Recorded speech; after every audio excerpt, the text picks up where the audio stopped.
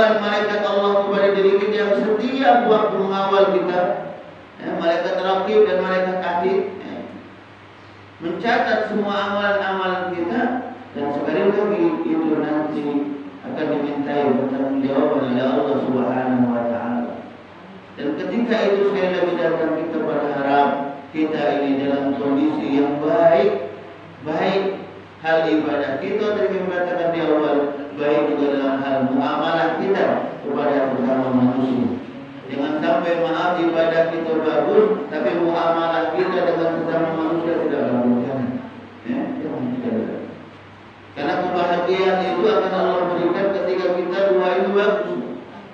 Surga itu akan Allah berikan ketika dua ini pada kita bisa istiqomah dalam menjalankan. Bagaimana dikatakan oleh Allah, wa basyiril ladzina amanu wa 'amilus shalihat anna lahum jannatul.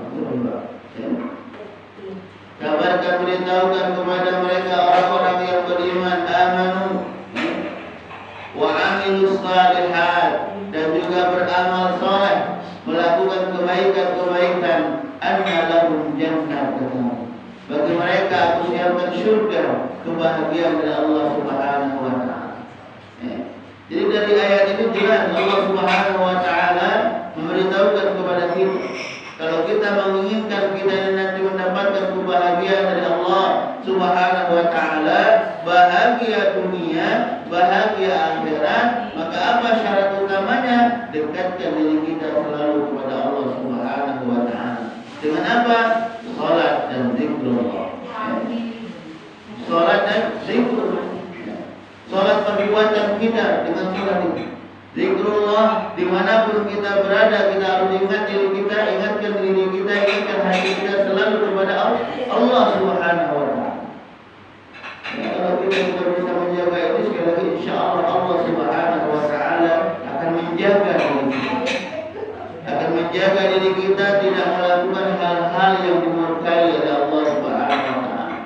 Akan menjaga hati kita, kalau hati ini nantinya mengajak kepada sesuatu yang tidak diridhai oleh Allah Subhanahu wa taala, dijaga oleh Allah Subhanahu wa taala. Kenapa? Karena dekat kita selalu kepada Allah Subhanahu wa taala.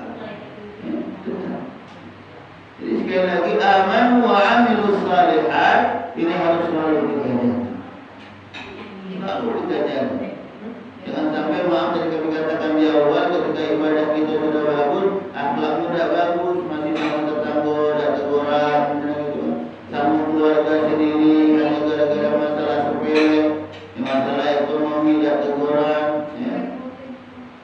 Kalau dia gara-gara masalah jabatan, ganti jabatan, merasa hebat, istilahnya merasa dirinya paling pintar, merasa dirinya paling luas, segala paling tahu semua.